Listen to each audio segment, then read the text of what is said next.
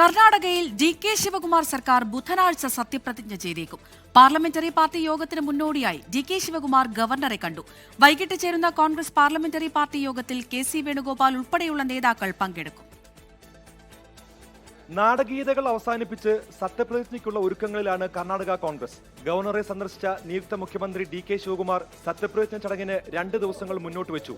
June 3-നോ June 5-നോ സത്യപ്രതിജ്ഞ നടത്താമെന്നാണ് നിർദ്ദേശം. ചടങ്ങുകൾ വിധാനസൗധയിലോ ലോക് ഭവനിലോ ആകാമെന്നും ഡി.കെ. ഗവർണറെ അറിയിച്ചു.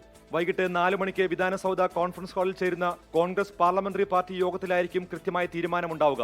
സംഘടനാകാര്യ ജനറൽ സെക്രട്ടറി കെ.സി. വേണുഗോപാൽ, സംസ്ഥാനത്തിന്റെ ചുമതലയുള്ള ജനറൽ സെക്രട്ടറി രൺദീപ് സിംഗ് സുർജേവാല ഉൾപ്പെടെയുള്ള നേതാക്കളും പങ്കെടുക്കും. സിദ്ധരാമയ്യ മുന്നോട്ട് വെച്ച നീക്കുപോക്കുകൾ അംഗീകരിച്ചാണ് മന്ത്രിസഭയിലടക്കം പുനഃസംഘടന ഉണ്ടാവുക. മകൻ യതീന്ദ്ര സിദ്ധരാമയ്യ അടക്കം 10 മന്ത്രിമാരും സത്യപ്രതിജ്ഞ ചെയ്യും. എന്നാൽ മന്ത്രിസഭാ പുനഃസംഘടന രാജ്യസഭാ തെരഞ്ഞെടുപ്പിന് ശേഷമായിരിക്കും നടക്കുക. മലയാളിയായ മന്ത്രി കെ.ജെ. ജോർജ് രാജ്യസഭാ സീറ്റിൽ മത്സരിച്ചേക്കും. രാജ്യസഭാ സീറ്റ് നിരസിച്ച സിദ്ധരാമയ്യ ഡി.കെ. സർക്കാരിൽ 2 ഉപമുഖ്യമന്ത്രിമാർ വേണമെന്നാണ് ആവശ്യപ്പെട്ടിരിക്കുന്നത്. സാമുദായിക സമവാക്യങ്ങൾ പരിഗണിച്ച് ദളിത് OBC വിഭാഗങ്ങളെ ഉൾപ്പെടുത്തിയായിരിക്കും മന്ത്രിസഭയിലടക്കം മാറ്റമുണ്ടാവുക. ബംഗളൂരുവിൽ നിന്നും ജിജീന്ദ്രനൊപ്പം സജു ചാമക്കാലെ, 24.